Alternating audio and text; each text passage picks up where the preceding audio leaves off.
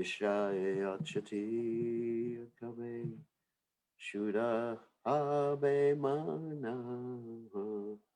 Kabe Hamani Rabo Shri Vrindavanaha Vishayachati. Okay, we're on the line.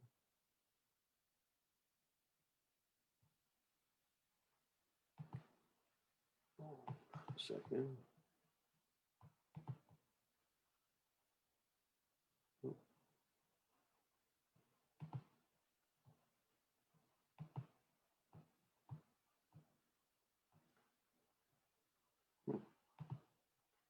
Here we go.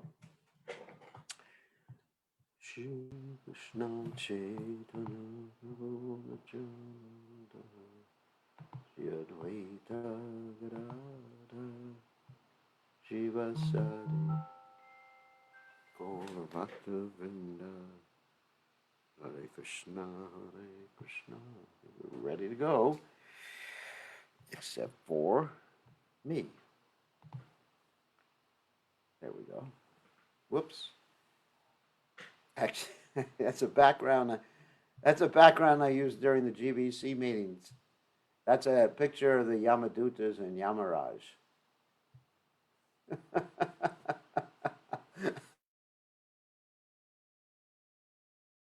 Actually, sometimes during the GBC backgrounds, one time I put a background like it looked like I was in jail. Today I looked like I was with Yamaraj. See, there's Yamaraj.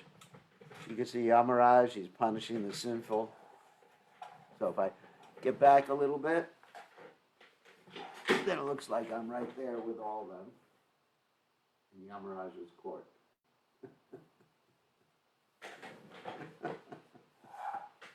Gotta have a sense of humor. People are too serious nowadays. You know, you gotta. I think I should change though. No, just leave Yamaraj on for a while, which would be pretty cool. Okay, so I guess we'll chant Jai Radha Madhava.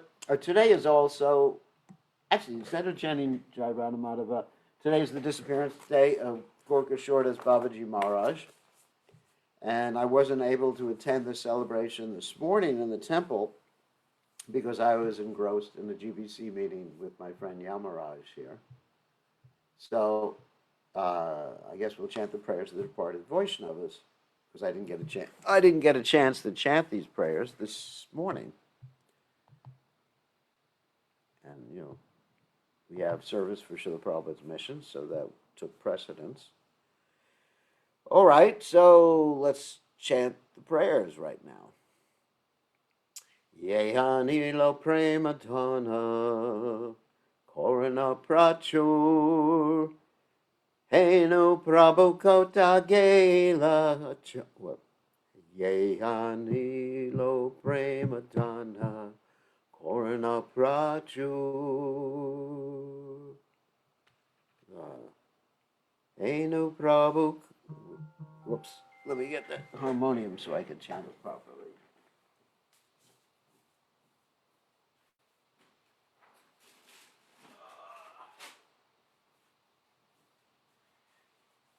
All right. Yehanila premadana korana prachu henu prabhu kota gela acharya ahamura swarupa kahasanata kahadasa raghunatha patita bhava kahamura bhagajuva kahakamira ekakale koja gela guranachara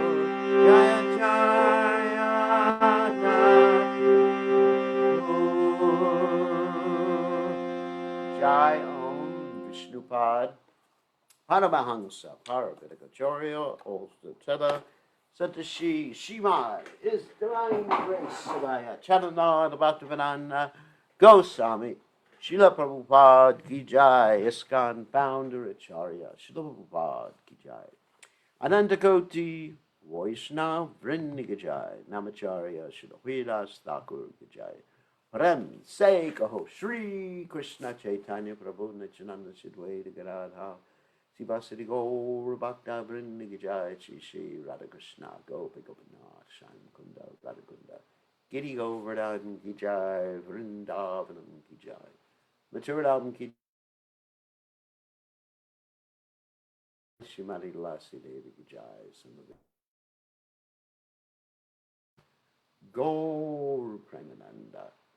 Hari Hari Bol, all glory is the assembled devotees, all glory is the assembled devotees, all glory is the assembled devotees, all glory is to Shri Guru and Gauranga, Srila Prabhupada Ki Jai, Gaur Premananda, Hari Hari Bol.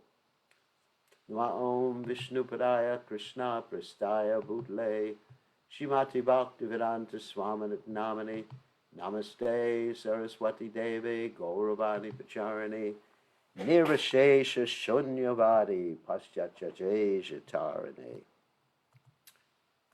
Okay.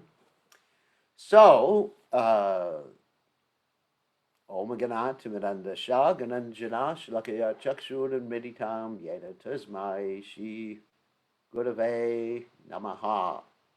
So I offer my respectful obeisances unto the lotus feet of my spiritual master, His Divine Grace, A.C. Bhaktivedanta Swami Srila Prabhupada, who so kindly opened my eyes with the torchlight of knowledge while I was blinded in the darkness of ignorance. Let me read the translation of this prayer by Narottam Das Thakur. He who brought the treasure of divine love and was filled with compassion and mercy, where is such a personality as Srinivasa Acharya gone? Where are my Swarup Damodar and Rupa Goswami? Where is Sanatan? Where is Raghunath Das, the savior of the fallen? Where are my Raghunath Bhatta and Gopal Bhatta? And where is Krishnadas Kaviraj? Where did Lord Gauranga, the great dancer, suddenly go? I will smash my head against the rock and enter into the fire. Where will I find Lord Gauranga, the reservoir of all wonderful qualities? Being unable to obtain the association of Lord Gauranga, accompanied by all of these devotees, and whose association he performed his pastimes, Narottama Das simply weeps. So just a few words about Srila Gaurkishore Das Babaji, whose disappearance day we are commemorating today. So Srila Gaurkishore Das Babaji is the spiritual master of Srila Bhakti Siddhanta Saraswati Thakur, the spiritual master of His Divine Grace, A.C. Bhaktivedanta Swami Srila Prabhupada. And Srila Gaurkishore Das Babaji Maharaj only had one disciple, and that was Bhakti Siddhanta Saraswati Thakur. And Srila Bhakti Siddhanta Saraswati Thakur had to really show his sincerity to Gaurkishore Das Babaji Maharaj to get initiated, because he was told that his Bhakti Siddhanta Saraswati Thakur was told by his father, Bhaktivedanta Thakur, to take initiation from Gaurkishore Das Babaji Maharaj. So he went to Gorkashordas Babaji Maharaj and said, please give me initiation. And Gorkashore Das Babaji Maharaj said, I have to get Lord Chaitanya's permission. And so Bhaktisiddhanta Saraswati Thakur said, okay. And he came back a little while later. And he said, did you get the Lord's permission? And Gorkashore Das Babaji Maharaj said, I forgot to ask. And then he came back another time and he said, well, Lord Chaitanya said no.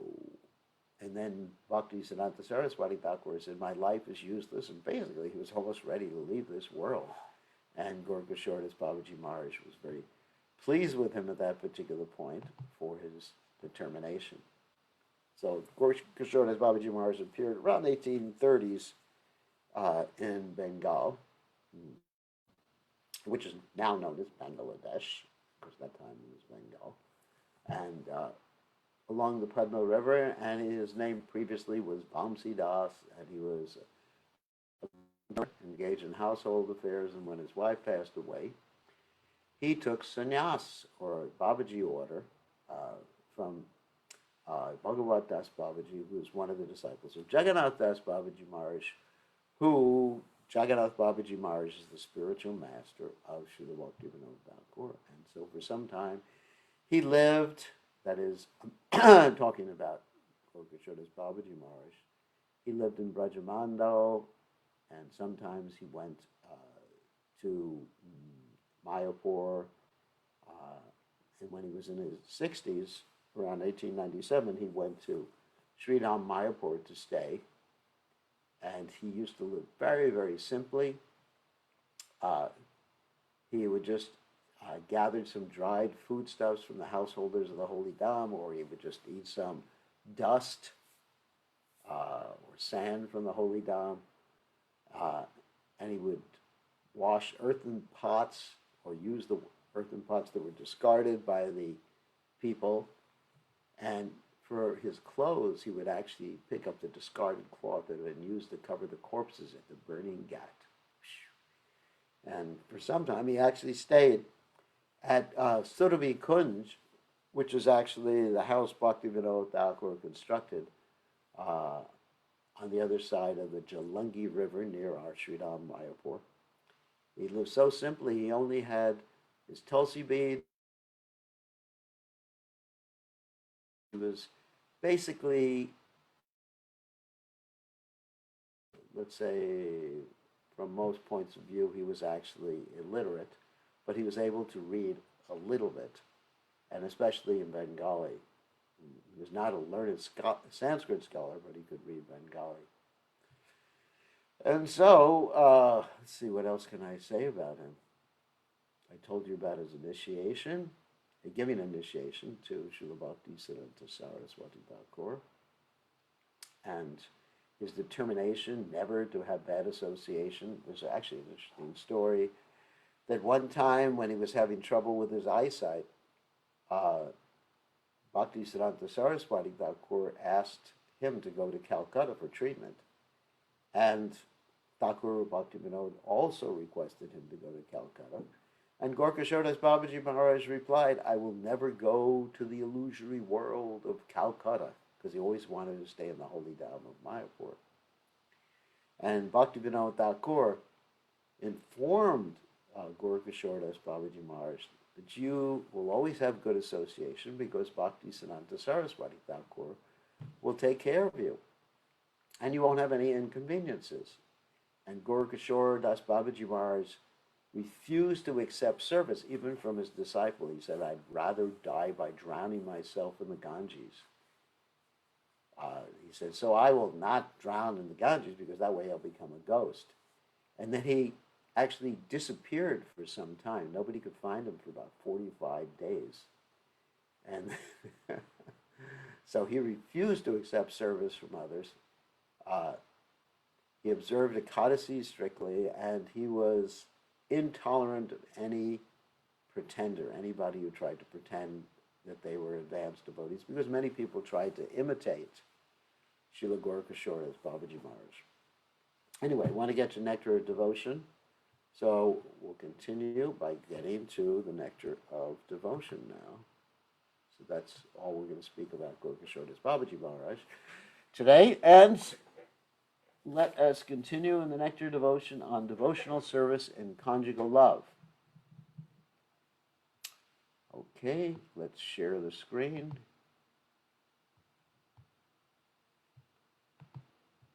We're just finishing up this chapter, and when we finish up this chapter, there's only about a page and a half left of this particular chapter. That finishes up part 3 of Nectar devotion, and then when we get into part 4, which is the final part, which is very short, part 4 is only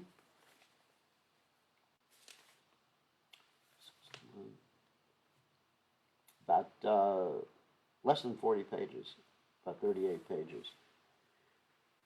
38 pages. And part 4 deals with indirect rasas, which we mentioned before, the 7 indirect rasas, and when rasas can conflict with each other, when it's tasty or when it's accepted that they can conflict with each other, and when it's not acceptable.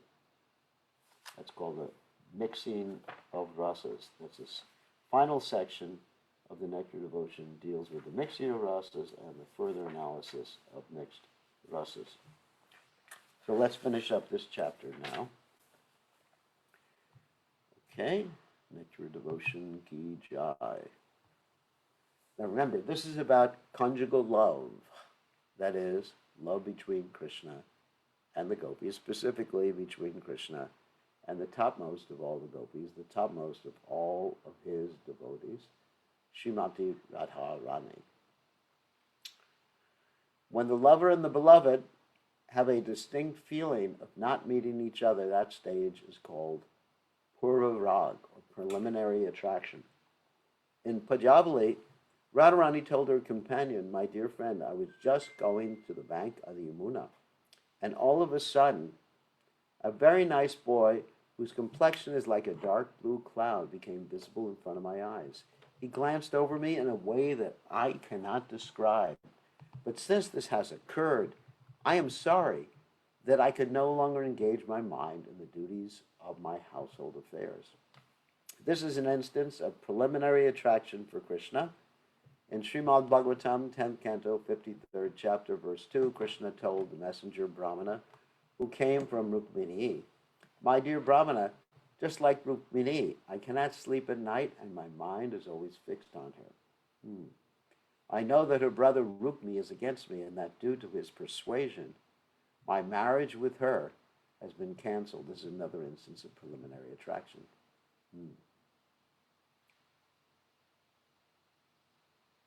As far as man or anger is concerned, there is the following incident described in the Gita Govinda. When Srimati Radharani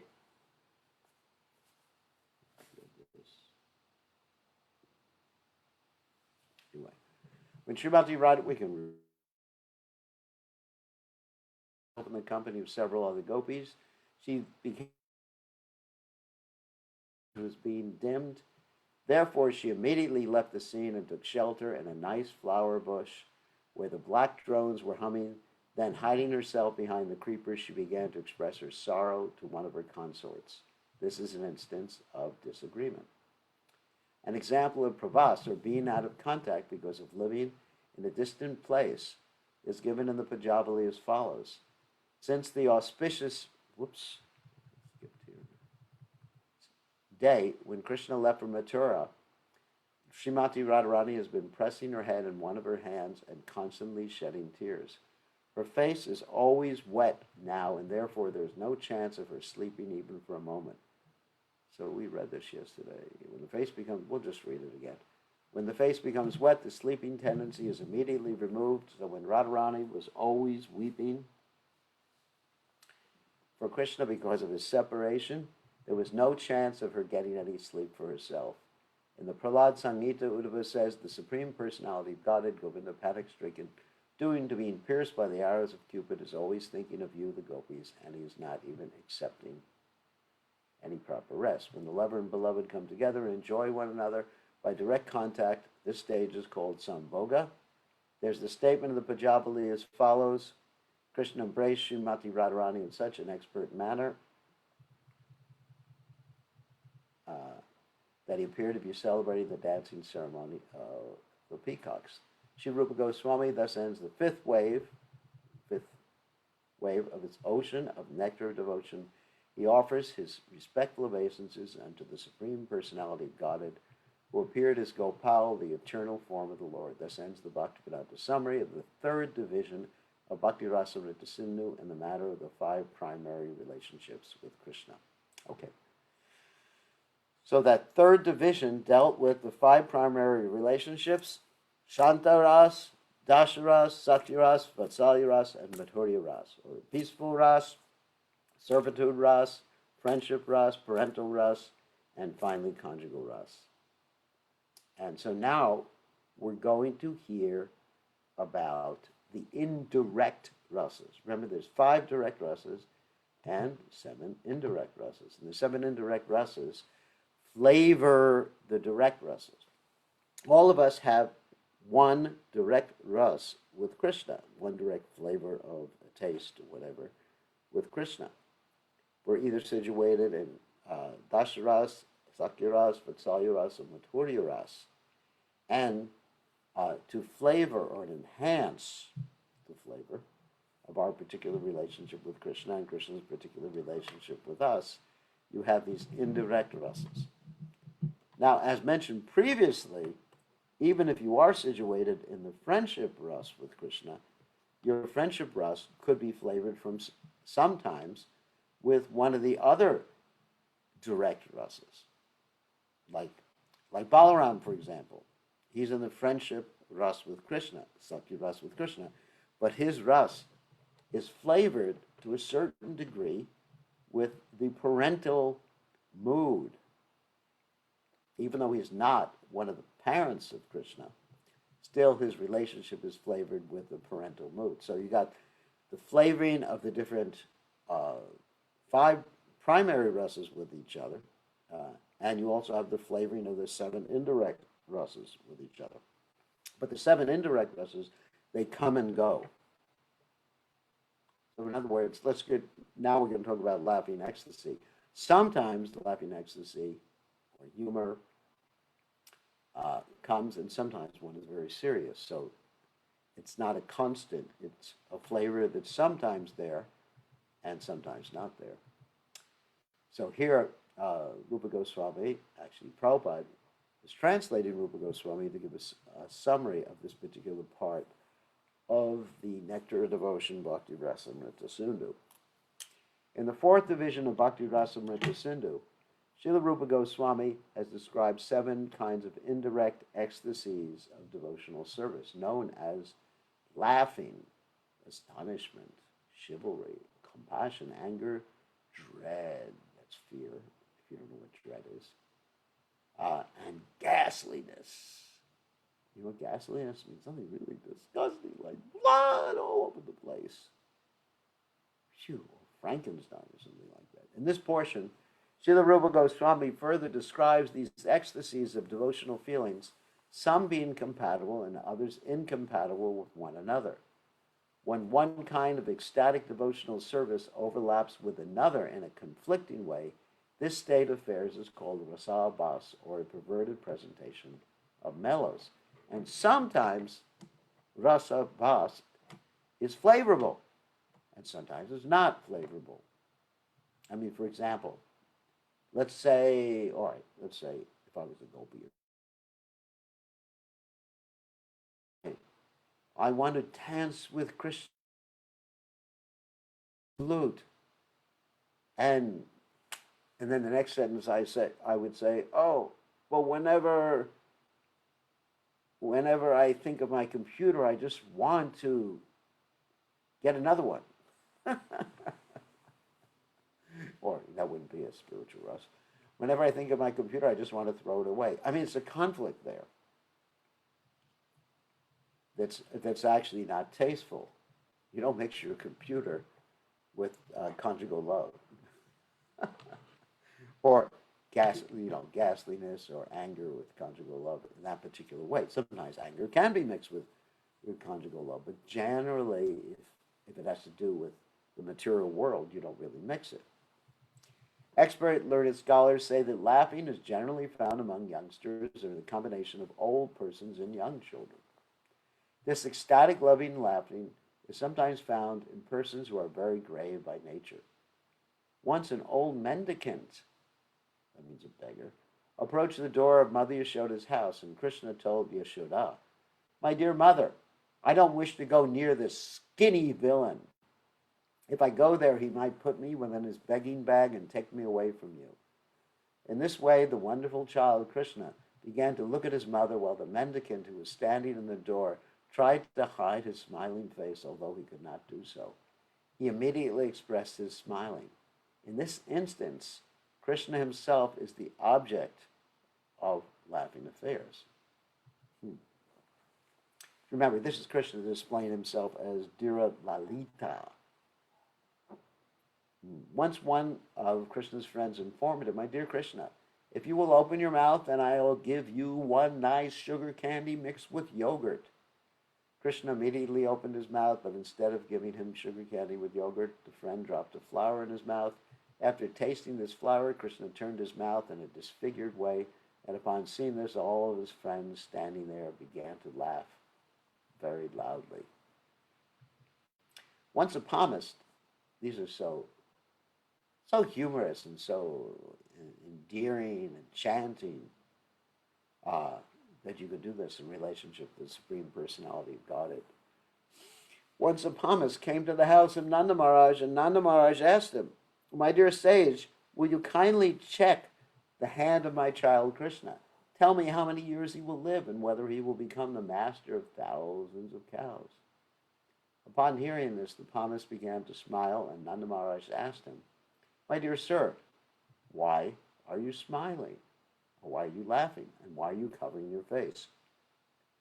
Because the palmist could see that Krishna would be not only the master of thousands or millions of cows, but he is the master of everybody. In such a laughing ecstasy of love, Krishna, or matters pertaining to Krishna, are the cause of the laughter. In such laughing devotional service, there are symptoms of jubilation, laziness, concealed feelings, and similar other seemingly disturbing elements. According to Rupa Goswami's calculation, laughter and ecstatic love can be broken down into 6 divisions. These divisions, according to different degrees of smiling, are called, in the Sanskrit language, smita, hastata, hasita, avahasita, apahasita, and atihasita. These 6 classes of smiling can be classified as major and minor. The major division includes smita, hasita, vahasita, smiling, and the minor division includes avahasita, apahasita, and atihasita. Of course, the minor is actually much more pronounced. So it escalates as you go through these different divisions. Smita, hasita, vahasita, avahasita, apahasita, and atihasita. Atihasita is the most pronounced, just basically the most pronounced as far as smiling or laughing. When one is smiling but his teeth are not visible, one can distinctly mark a definite change in the eyes and in the cheeks. This is smita smiling. Once when Krishna was stealing yogurt, Jalati, the headmistress of the house, could detect his activities, and she was therefore coming very hurriedly to catch him. At that time, Krishna became very much afraid of Jalati and went to his elder brother Baladev. He said, "My dear brother, I have stolen yogurt. Just see, Jalati is coming hurriedly to catch me." When Krishna was thus seeking the shelter of Baladev, because he was being chased by Jalati, all the great sages in the heavenly planets began to smile. This smiling is called smita smiling. Smiling in which the teeth are slightly visible is called hasita smiling. It's interesting how the acharyas, like Rupa Goswami, are actually analyzing even different types of smiling and laughter in different degrees. It's not that you have to remember all these terms. That's not that important. One day, Abhimanyu, the so-called husband of Radharani, was returning home.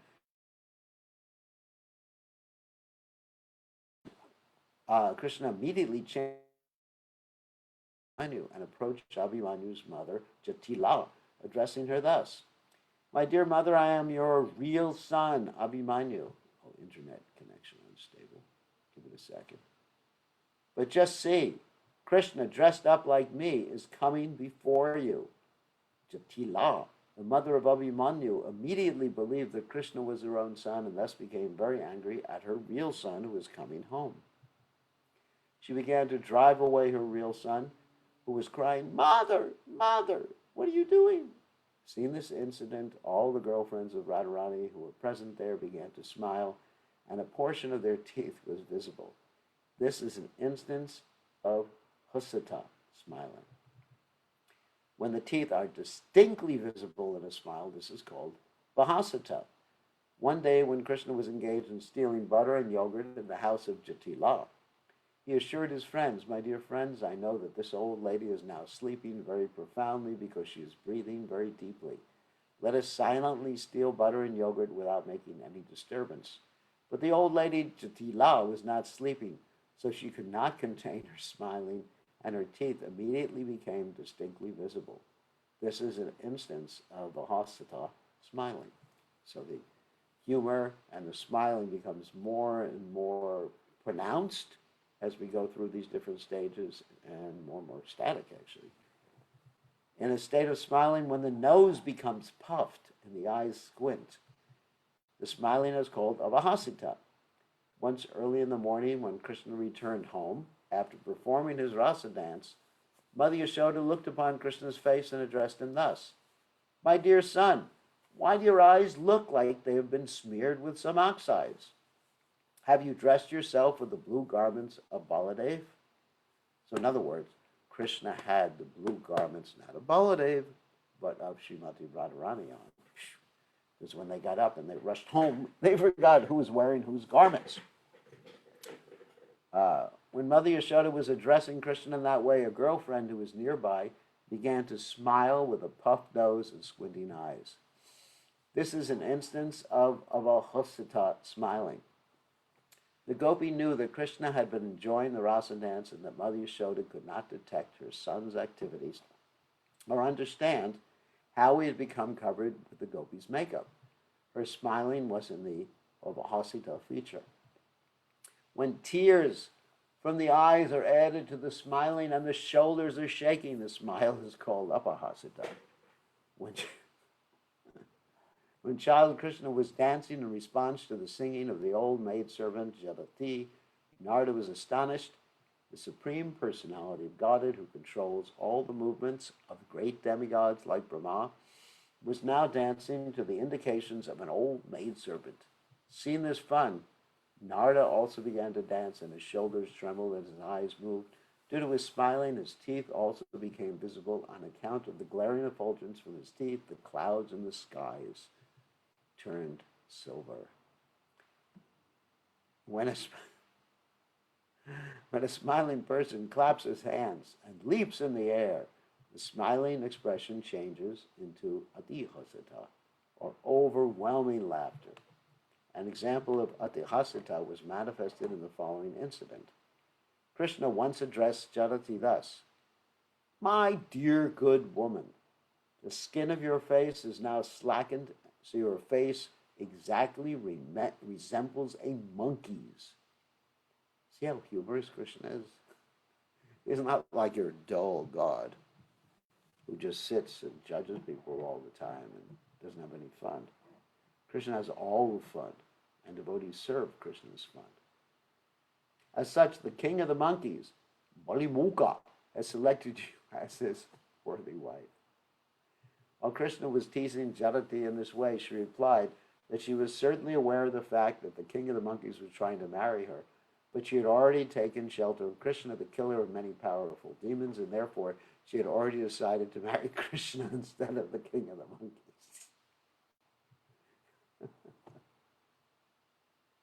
Excuse me, it's funny.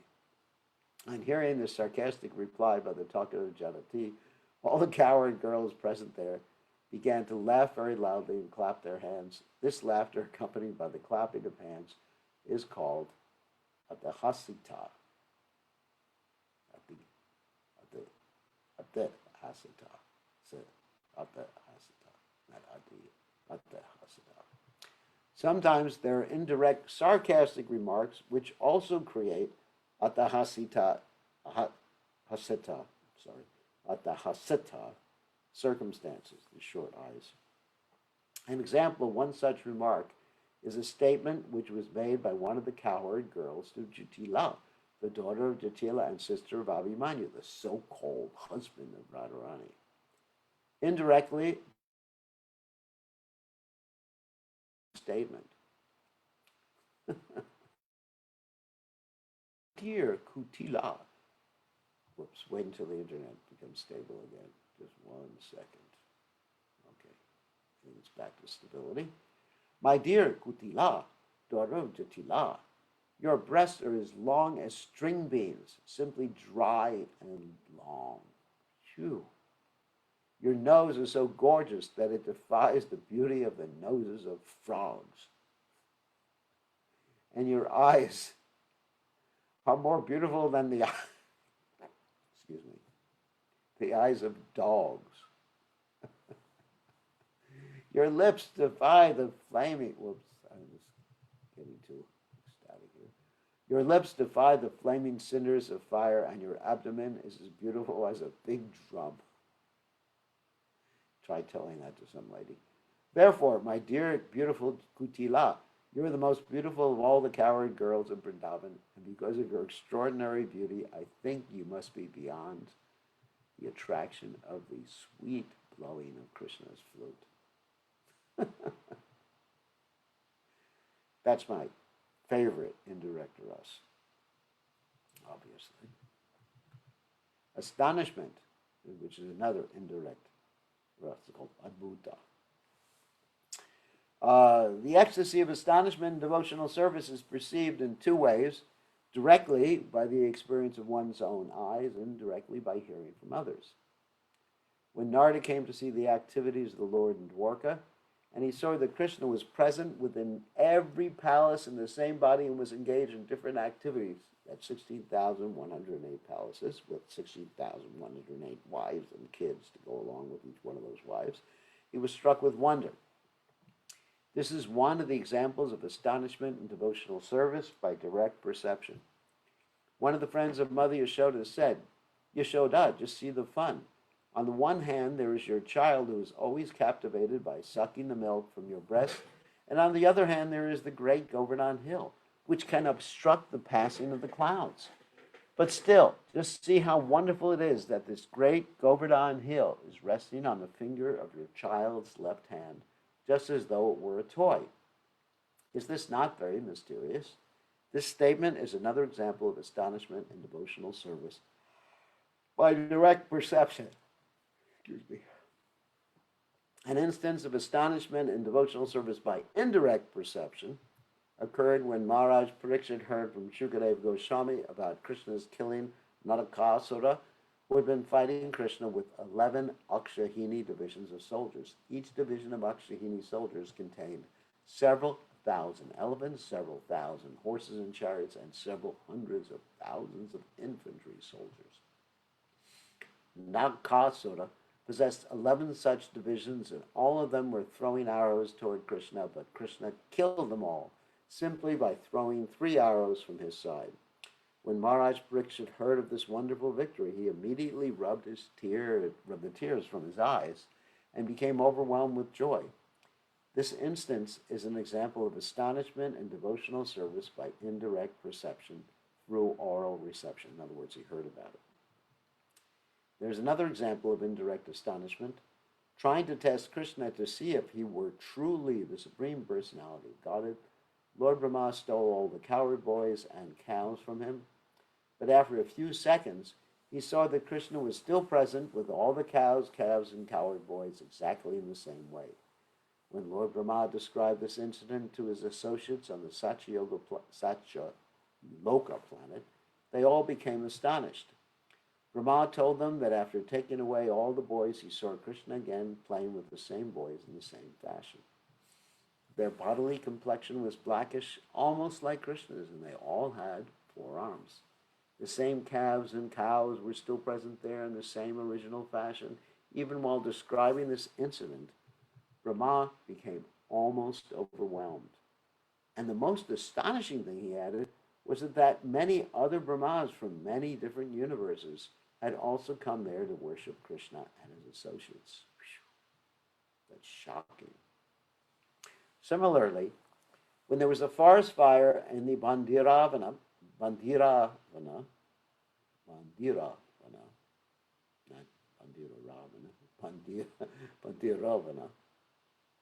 that means the forest, Bandira forest. Vana means forest. Like Brindavana means the forest of Brinda. Krishna instructed his friends to close their eyes tightly, and they all did this. Then when Krishna had extinguished the fire, the coward boys opened their eyes and saw that they had been relieved from the danger and that their cows and calves were all safe. Oops.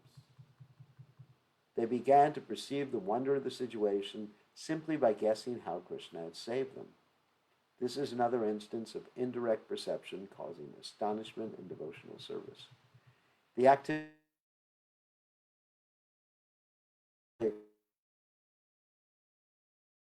of the person's friends, but even very wonderfully performed by a person who is not one's friend will not create any impression.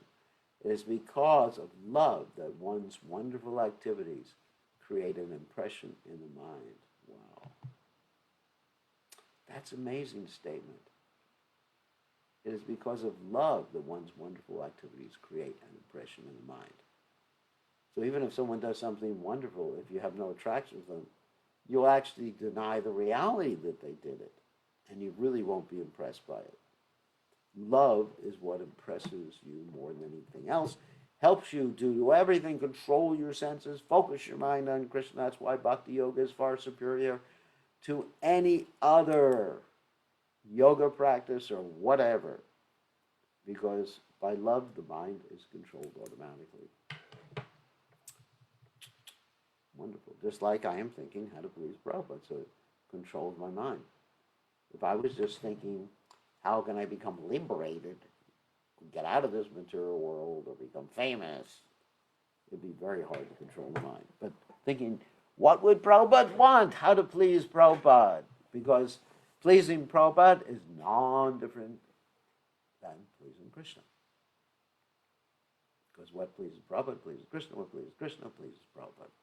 Things equal to the same thing are equal to each other. They're not the same person, though. Okay, let's get to chivalry. When on account of love and devotional service to the Lord, there is special, valorous enthusiasm. The resultant activities are called chivalrous. These chivalrous activities can be manifested in the acts of mock fighting, means play fighting, giving charity, showing mercy, and executing religious principles.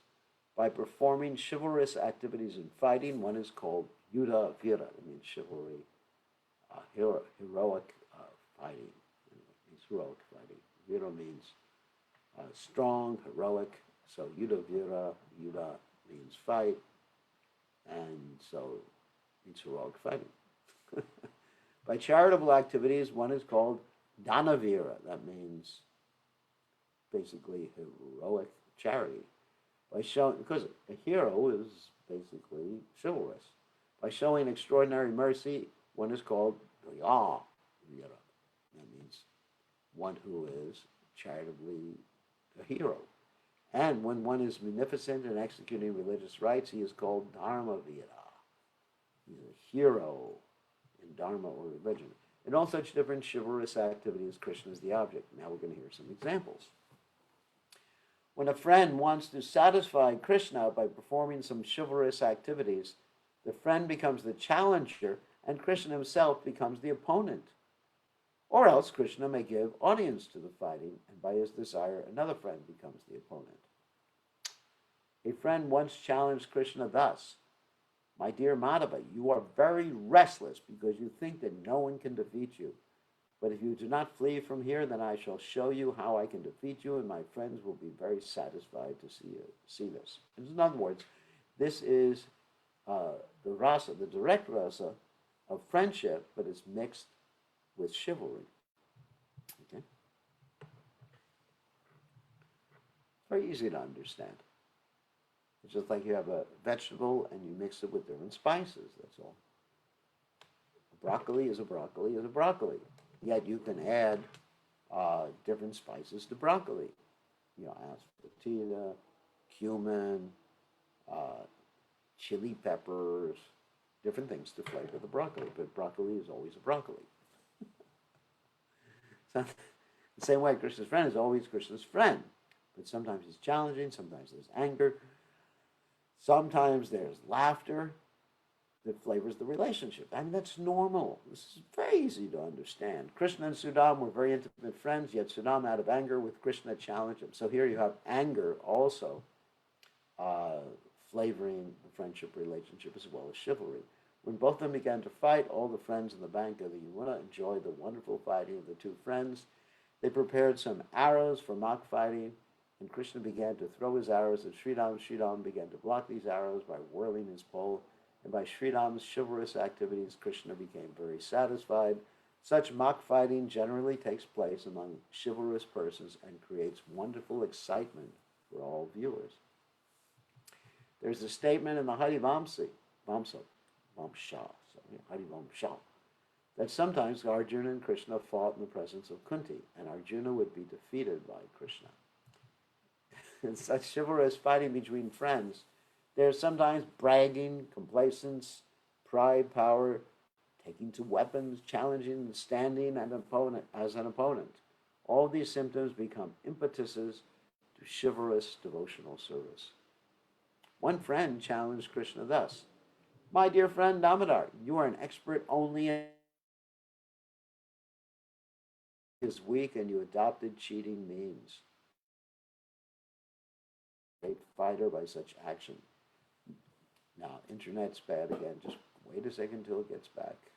Hold on. Okay, back. "You have advertised yourself as a serpent, and I am the peacock who will now defeat you." The peacock is the ablest enemy of the serpent. In such fighting between friends, when the self-advertisement becomes personal, learned scholars say that it is a sub-ecstasy. When there is a roaring challenge, certain kinds of movement for fighting, enthusiasm, no weapons, and assurance given to frightened witnesses, all these chivalrous activities are called sub-ecstasy. One friend addressed Krishna in this manner: "My dear Madhusudana, you know my strength, yet you are encouraging Bhadrasena and not me to challenge mighty Baladev. By this action, you are simply insulting me because my arms are as strong as the bolts of the gate." A devotee once said, "My dear Lord Krishna, may your challenger Sridham become glorious for his chivalrous activities, just as vibrating like a thundercloud and roaring like a lion, May all glories go to Sridham's chivalrous activities. Chivalrous activities in the matter of fighting, charity, mercy, and execution of religious rituals are all called constitutional, whereas expressions of pride, emotion, endurance, kindness, determination, jubilation, enthusiasm, jealousy, and remembrance are called unconstitutional." Unconstitutional means they're not always there, sometimes they're manifest. When Stoka Krishna, one of the many friends of Krishna, was fighting with him, his father chastised him for fighting with Krishna, who was the life and soul of all the residents of Vrindavan. Upon hearing these chastisements, Stoka Krishna stopped his fighting, but Krishna continued to challenge him, and thus, in order to meet the challenge, Stoka Krishna took his pole and began to display his dexterity by whirling it. Once Sridham challenged Bhadrasena and said to him, "My dear friend, you needn't be afraid of me yet. I shall first of all defeat our brother Balarama. Then I shall beat Krishna, and then I shall come to you." Bhadrasena therefore left the party of Balaram and joined Krishna, and he agitated his friends as much as the Mandra hill had agitated the whole ocean. By his roaring sounds, he deafened all of his friends, and he inspired Krishna with his chivalrous activities. Once Krishna challenged all of his friends and said, "My dear friends, just see, I'm jumping with great chivalrous prowess. Please do not flee away." Upon hearing these challenging words, a friend named Bharutapa counter-challenged the Lord and struggled against him. One of the friends once remarked, Sudam is trying his best to see Damodar defeated. And I think that if our powerful Subal joins him, they will be a very beautiful combination, like a valuable jewel bedecked with gold. In these chivalrous activities, only Krishna's friends can be his opponents. Krishna's enemies can never actually be his opponents. Therefore, this challenging by Krishna's friends is called devotional service and chivalrous activities. Let's see if we can finish up this section. Probably not. This is actually quite a long section. Let's see. Nanavira.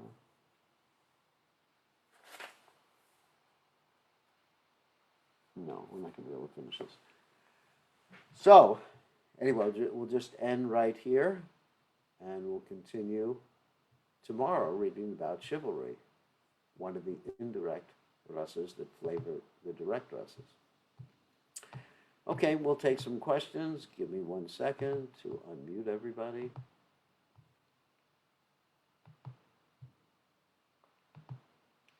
Okay, all right, I think we can take some questions now. Who has questions? Gurudev. Yeah, uh-oh. Pranesha, when are you getting married? On 30th, Gurudev. 30th. Okay, the 30th. Let me mark that in my calendar. So that's on a Monday. Yes. So what time is the marriage? It's 2 to 5 p.m. 2 to 5 p.m. in India. Yes. So I definitely have to be there. Oh my God. It'll be early in the morning for me. Anyway, I'll be there for part of it, all right? Yes. You'll have it on Zoom, or how are you going to do it? Yeah, in Zoom. In Zoom. Yes. Okay. Congratulations. You have a question? Yes, Gurudev. So my question is like, is Krishna is planned everything at the time of birth of the children, like the astrology is concerned? Because Krishna doesn't control. You have the free will to do what Krishna wants or not to do what Krishna wants. You understand? Yes. So Krishna's not planning. He's not going to say, Praneshwara will do this on this day and this and that day, and he will surrender to his guru, hopefully. No, actually, it depends on what you want to do. It's free will. You are not controlled. Yes. So you're responsible. In other words, you're responsible. You can't say, hey, this is just supposed to happen. You know, I was supposed to be in Maya today. Don't blame me. You know, I was supposed to smoke ganja today. It was Krishna's desire. I was supposed to do this. I was supposed to. No, you have every day you wake up and you decide what you're going to do that day. Okay? Yes, yes, Gurudev. All right. So, yeah, just plan for your marriage. Ooh. So it's going to be from 2 o'clock in the afternoon. Oh, my God. You know what time that is and where we are? Let's say 4 o'clock. 4 o'clock is 5:30 in the morning, our time. So you just subtract 2 hours from there. Ooh, 3:30 in the morning. So your marriage starts at 3:30 in the morning, Praneshwara. My time. Do I have to attend it at 3:30 in the morning, or can I just like come a little later? Can I come later? Yes, Gurudev. Whatever is convenient. Convenient. Whoever talked to me about convenience before. Anyway, so all right, we'll figure it out. We'll figure it out. I mean, that's a long marriage. And I always cry at marriages too. So, all right, I'm not going to make a joke out of that one. Gurudev, do you cry for the groom? I cry. I, I cry for both of them.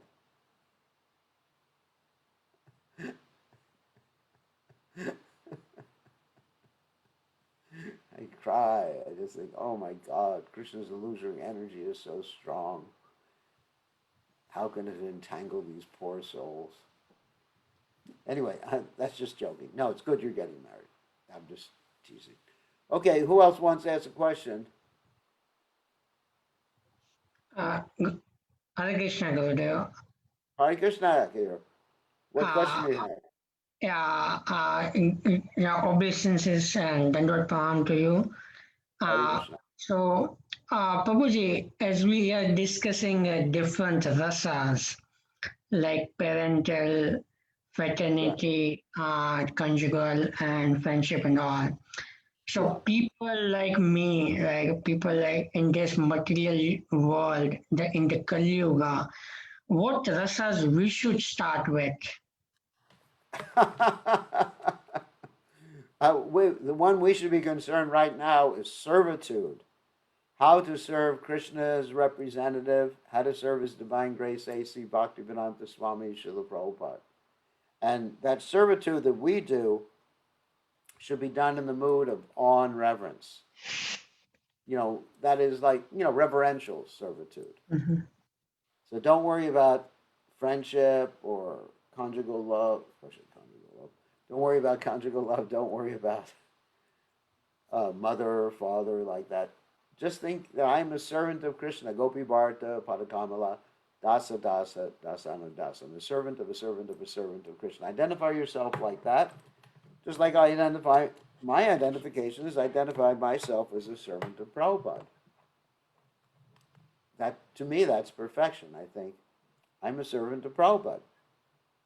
And that relationship is servitude. And as far as whatever I am in the spiritual world, that's whatever I am. But Prabhuji, how we will develop the love in that sense, By perfecting your chanting. Okay. By perfecting your chanting in servitude to the holy name, to the spiritual master, then it will be revealed to you what your eternal rasa is. But it will be revealed to you when you're free of anarthas. As long as you are controlled by lust, anger, greed, illusion, envy, fear, kamakroda, manamatsaya, vaya, as long as you're controlled by these things. But first of all, you have to, it's like growing, like sometimes a very young girl will try to understand what it means to have a family, to have children, for example. And if she's allowed to grow up normally, then she can function in that capacity. But, there has to be a normal growth. So the normal growth in Krishna consciousness occurs through the practice of bhakti, hearing the Srimad Bhagavatam, residing in a holy place, or making one's home a holy place, serving the Vaishnavas, chanting the Lord's holy names, engaged in Sankirtan. So, of course, in worshiping the Tulsi plant and all these other nice things, then automatically this becomes revealed to one in time. So in the meantime, yes, we're servants and we're ecstatic. I mean, I'm very happy being a servant of Krishna. And then these things are revealed. Not that someone has to tell you about them. When you're relatively free from lust, anger, greed, illusion, envy, fear. It doesn't matter if you're working on the outside. I mean, Bhaktivinoda Thakur, the great Acharya, who is the spiritual master of Gorkashore Das Babaji Maharaj, he worked on the outside. He had a job. He had so many children. He worked as a court magistrate. And he was a pure devotee. And he was in touch with his spiritual identity. I mean, he's a Nityasiddha devotee, of course. So it doesn't matter what your situation is, whether you're grahasta or brahmacharya, sannyas, kiva vipra, kiva nyasi, shudra, kiva noi, ye Krishna tattva. If you know the science of Krishna and have purified your heart, many of our acharyas are married with family and working. Many, many, many. I mean, even Srila Vyasadeva, who was the compiler of the Vedic literatures, he was a householder. And his child was Shukadeva Goswami. So don't worry about what's going on externally. Worry about what you can do internally. Sure. Cultivating, especially the holy name, cultivating a relationship of servitude to the holy name, to Krishna's name. Just cry out when you're chanting. Especially on a day like today. Today is Ekadashi. Those of you who don't know what Ekadashi is, it's a special day. It's the 11th day of the moon. And it's a special day for increasing your chanting. I mean, I always chant more rounds on Ekadashi. And when I chant more rounds, I become happier and happier and happier. The more you can chant, the better, but be practical at the same time. All right? Thank you. To be Thank you so real, much. I mean, it's nice to be a servant of Krishna and his pure devotee. I mean, to me, I'm happy eternally serving Srila Prabhupada. I mean, just being at Srila Prabhupada's lotus feet. I mean, I could do that forever and ever and ever and ever and ever. I mean, that's perfection. Wow. But right now, we're all at Maya's lotus feet, Durga's lotus feet. Correct. And Durga is kicking us with miseries from the body and mind, miseries from other living entities, and miseries from the material nature. And so, anyway, it's ecstatic taking shelter of Krishna's pure devotee. I mean, that's the ecstasy. Krishna says, one who says he is devoted, my devotee is not my devotee. Krishna says, he who says he is a devotee of my devotee is my devotee. Lord Shiva says, Aradhanam sarvesham Vishnu aradhanam param tasmat patatram devi tvariyanam samachanam. That the best type of worship is worship of Krishna, and even better than worship of Krishna is worship of Krishna's devotee. So I am a worshiper of Krishna's devotee, Srila Prabhupada. That's me. And whatever I am in the spiritual world, I am that I am. Sure. Thank you. Yeah, I don't. Actually, I just worry about serving Prabhupada, and Prabhupada takes care of the rest. Like when you have $1 million, you don't have to worry about any of the other your other expenses. So when you have Prabhupada's lotus feet, you don't have to worry about anything else spiritually because you've attained it all. You got it. You got a free pass. Sure. It's called Kripa Siddha. Kripa Siddha means being perfect by the mercy of Krishna's pure devotee. And so if you have the mercy of Krishna's pure devotee, you're perfect. Of course, you have to accept the mercy. It's not that just like some disciple sent me a picture today of him massaging my feet. And he said, "My pure devotee now." Insinuating that he had reached perfection because he had massaged my feet. But actually, the Guru's body has another part called the mouth. Because you're not supposed to massage the mouth. That would be bad. No mouth massages. So you're supposed to listen to the mouth. Some people only want the Guru's feet without the mouth.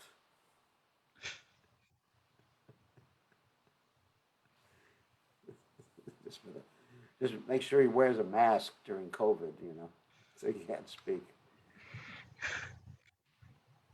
So, anyway, So that's how you get the mercy. Guru Right. Mukha Padma Vakya Chitete Kodiyakya Yashaprasada Bhagavat. Anyway, so many quotes I can give. So, yes, of course, we respect the Guru's feet, worship the Guru's feet, but more important is the mouth than the feet. All right? So, Right. Thank you. okay, good question. That was a very instructive question. Anybody else has a question? Question or comment or argument? Gurudev, I have a doubt. Yeah. So earlier Prabhupada was saying that if someone does something, you're only impressed by it if you love them. Permanent impressions. Not that impressed in the sense. Let me unpack that. Impressed in the sense not, okay. I can say, I'm impressed with how many votes Donald Trump, I can't even pronounce his name, Donald Trump got in the election. But it doesn't create any impression on my subtle body or my heart. You understand? So when there's love connected to it, then that creates a permanent impression in my heart. When we're talking about the word impressed, it can also mean, I'm impressed by what you did, or it creates an impression, a permanent impression. Like I can remember, I did a lot of things in my life, but the times I saw Prabhupada are crystal clear to me. The times I was serving Prabhupada and physically with Prabhupada are crystal clear to me. And everything else I did in life, I'm just wondering whether I did it. Not really, it's not that bad.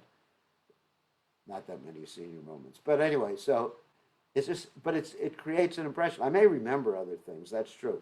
But the impression, if I just like close my eyes and I think back upon, let's say, standing behind Prabhupada, someone asked me the question, what was one of the things that impressed you the most with Prabhupada? And I just said, one time I was standing behind Prabhupada and just watching him play the cartels. I can close my eyes and see the scene. And I can't really do that with too much else in life. Other things I can see, like when I saved you from Maya, I can remember that very well. I close my eyes, I remember every single aspect of that. Because that was done out Because of you're love. doing it all the time. What? Because that was done out of love. It's done like, oh my God, I can't let him go.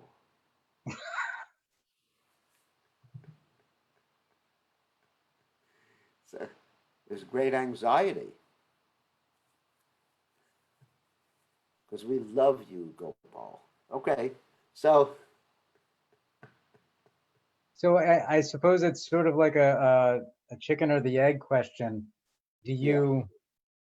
Do you develop love by being impressed with someone's activities, or do you become more impressed because you already love someone? I think you become more impressed because you love someone. You have So to how love do you? someone. I mean, there's a lot of people who do amazing activities. Like, what was the two magicians in Las Vegas, Sigmund and what is the other name? Freud? Freud, not Freud or Cloyd or something like that. Siegfried They and used to Roy. do, what? Siegfried and Roy. Siegfried and Roy. Yeah, I thought you said Freud. But anyway, I did first. and Roy. So, I saw some of their videos of some of the things they did. And I was impressed, but love didn't come into my mind. So the love has to be there. Oh. There's material impression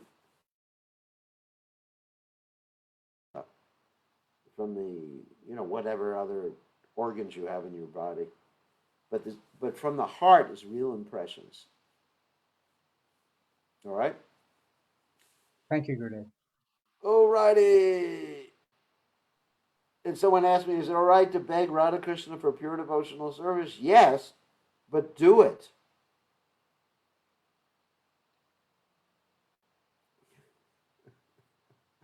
The interesting thing is that you beg, oh, please give me pure devotional service. And then Krishna says, can you do this? And you say, not today, Krishna.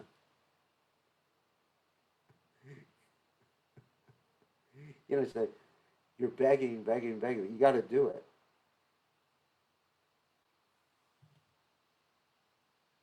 Now that, anyway, someone just sent me a message. Yes, your dream was very nice. I was just teasing you.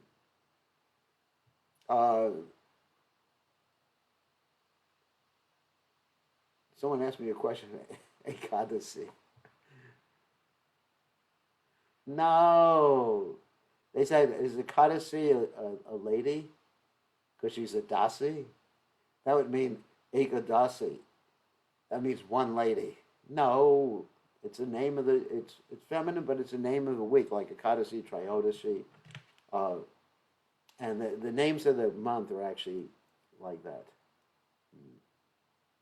Chaturdasi. It's a day. You know, it's the 14th day. It means day, which is feminine. Okay, I think we have to end now. Thank you very much for joining us. And everybody, tomorrow. What's tomorrow? Yeah, tomorrow we will see. Tomorrow is Thanksgiving here in America. Please, nobody eat turkeys. Or else that's what you'll be in your next life. If you eat a turkey, you will become a turkey. Hare Krishna. So anyways, we'll see everybody tomorrow, same time, same station. All glories to Srila Prabhupada.